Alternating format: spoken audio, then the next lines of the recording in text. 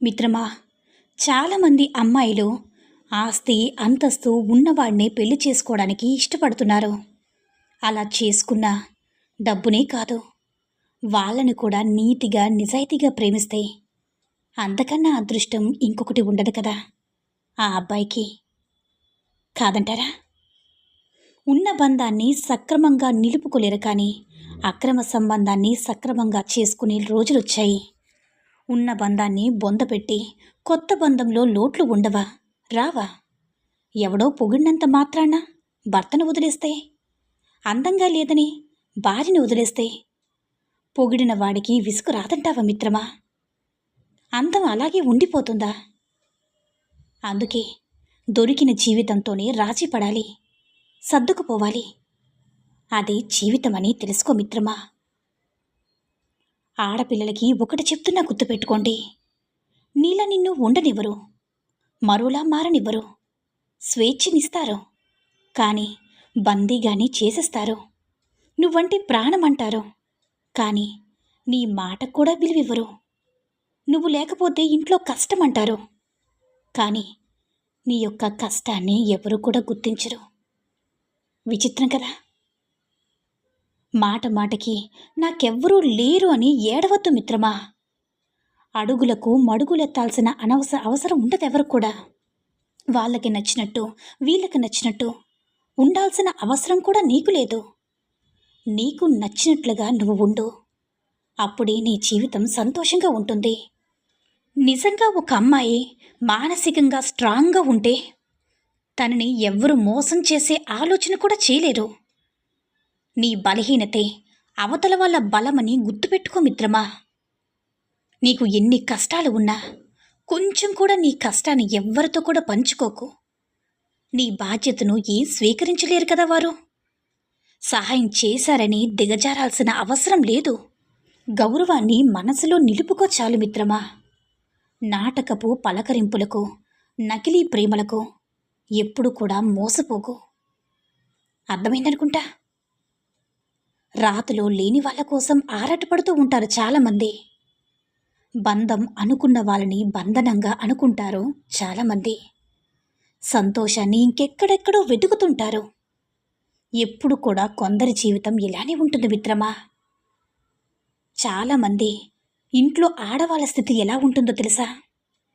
అనుకున్నది చదవలేక అనుకోకుండా పెళ్ళి, ఇది జీవితం అనే తెలుసుకునే లోపే పిల్లలు, ఏమీ సాధించలేకపోయామన్న దిగులు, ఇంతేనా జీవితం అని నిరాశ. మనకంటూ ఓ జీవితం లేదా అనిపిస్తుంది. ఇలా నిరాశతో నలిగే కన్నా భయపడకు. నీకింకా చదువుకోవాలి అనిపిస్తే చదువుకో. ఎందులో ఇంట్రెస్ట్ ఉంటే దానిలోనే నువ్వు నైపుణ్యం సంపాదించుకో.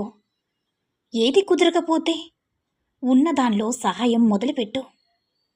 మన జీవితం ఇంకొకరికి ఆసరాగా మారుతుందంటే ఇంకేం కావాలి చెప్పు. అంతేకాని ఇంతే కదా నా జీవితం, ఇంకా అంతా అయిపోయింది ఇంకేంటి అని ఎప్పుడు కూడా అనుకోకు. నిన్ను నువ్వు కలుసుకోవడానికి ఎప్పుడు కూడా నీ ప్రాణంలో, నీ కంఠంలో ఊపిరున్నంత వరకు ప్రయత్నిస్తూనే ఉండు మిత్రమా. గుర్తుపెట్టుకో, తల్లిదండ్రులు పిల్లల్ని సమానంగా చూసేంత వరకు వాళ్ళ మధ్య ప్రేమ చిగురించదు. పిల్లల మధ్య మీరే పోటీ పెడితే పోటీ ప్రపంచంలో భేటీ చేయలేరు. ఇంట్లోనే ఓడిపోతే నిరాశతో బయట గెలిచే ప్రయత్నము చేయరు. ఒకరు ఎక్కువ ఇంకొకరు తక్కువ ప్రేమ ఉండకపోవచ్చు, కానీ ఒకరిని పొగిడి ఇంకొకరిని తక్కువ చేయడం మాత్రం సర్వసాధారణం. అది మాత్రం ఖచ్చితంగా పిల్లల్ని బాధించే విషయమే. సమానంగా చూస్తున్నారని మీరనుకోవడం కాదు, పిల్లలకి అనిపించేలా చేయాలి మిత్రమా. ఎవరూ నిన్ను ఇష్టపడట్లేదని బాధపడద్దు. నువ్వు అన్నం తినడానికి, నీరు త్రాగడానికి, గాలి పీల్చుకోవడానికి నిన్ను ఒకరు నువ్వు ఇష్టపడితేనే చేయట్లేదు కదా. బ్రతకడానికి నీరు, ఆహారం, గాలి కావాలి. అవి నిన్ను ఇష్టపడితే చాలు కదా. ఇకనైనా సరే బాధపడింది చాలు మిత్రమా. నీతో అవసరం ఉంటేనే ఇష్టపడతారు, లేకపోతే నిన్ను పక్కన పడేస్తారు. అంతోడు దానికి ఎంత బాధపడాలో చెప్పు. ఎప్పుడు కూడా ఈ భూమి మీద ఒంటరిగానే వచ్చావు, ఒంటరిగానే వెళ్ళిపోతావు. మరి నువ్వు ఒంటరిగా బ్రతకలేవా? కాస్త ఆలోచించు. నిజంగా ప్రేమించుకునే అమ్మాయిలకు అబ్బాయిలకు ఉద్దేశించి మాత్రమే చెప్తున్నాను మిత్రమా. అబ్బాయి లవ్ చేస్తే ఒప్పుకోకపోతే ఎక్కడ వదిలేసి వెళ్ళిపోతాడో ఏమోనని భయపడతారు తల్లిదండ్రులు. అదే అమ్మాయిలు లవ్ చేస్తే భయపెట్టడానికి బెదిరించడానికి చూస్తారు తల్లిదండ్రులు. అందుకేనేమో అబ్బాయిల ప్రేమే గొప్పగా మిగిలిపోతుంది. అమ్మాయిలు తెగించలేక తల ఉంచుతారు, మోసగత్తుల్లా మిగిలిపోతున్నారు. అవునా మిత్రమా? ప్రతి ఒక్కరూ తమ చుట్టూ ఉన్న వారితో ఒకరిని ఆదర్శంగా అనుకుంటారు. ఆదర్శంగా అనుకో పర్వాలేదు. వాళ్ళ చేత మెప్పించుకోవాలని ఆరాటపడుతూ ఉంటారు. వాళ్ళ చేత మెప్పు పొందలేకపోతే చాతకాని వల్ల అనిపిస్తాం.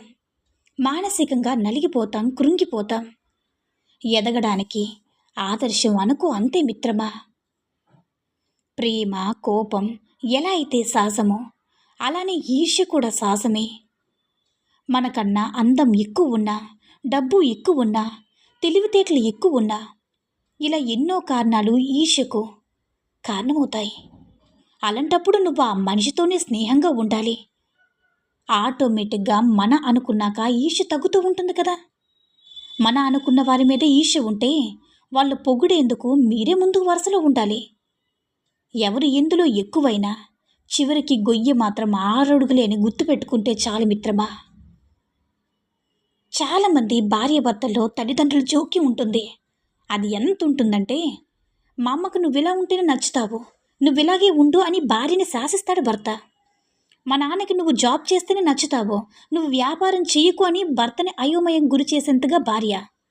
మీ ఇద్దరికీ ఏది మంచిదో మీరే నిర్ణయించుకుని కలిసి నడిస్తేనే మీ మీద ఒకరి మీద ఒకరికి ప్రేమ కలుగుతుంది. మీ మధ్య అన్యోన్యత కూడా పెరుగుతుంది మిత్రమా. భార్యాభర్తల మధ్యలో వేరొకరు ఆలోచన, అజమాయిషి కూడా నీ యొక్క కాపురంలో కడతలు సృష్టిస్తుందని గుర్తుపెట్టుకో. అందుకే ఏ సమస్య వచ్చినా, ఎలాంటి సమస్య వచ్చినా సరే మీ భార్యాభర్తల మధ్య మూడో వ్యక్తిని జోక్యం చేసుకోవద్దు. మధ్యలోకి కూడా అస్సలు రానివద్దు మిత్రమా.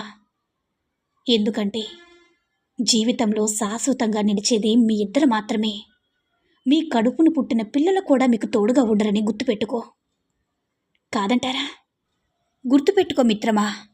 ఒక అమ్మాయి తప్పు చేయకుండానే ఒకరిని క్షమాపణ కోరిందంటే ఆమె తప్పు చేసినట్లు కాదు. ఆమె భుజాన్ని మోస్తున్న బాధ్యతల భారం, ఇతరులను గౌరవించే సున్నితత్వం, బంధాలను కాపాడుకోవాలనే ఉద్దేశం ఆమెకు అలా చేయమని పురుగొల్పవచ్చు. అంతేకాని ఆ అమ్మాయి ఏదో తప్పు చేసిందని, తక్కువైపోయిందని అర్థం కాదు. అర్థమైందనుకుంటా. ఈ సూక్తుల్లో ఏ సూక్తి నచ్చిందో కామెంట్ చేయండి. ఈ వీడియో నచ్చినట్లయితే లైక్ చేసి మరిన్ని వీడియోస్ కోసం మన ఛానల్ని సబ్స్క్రైబ్ చేసుకుని మాకు మరింతగా సపోర్ట్ చేయండి. ధన్యవాదములు.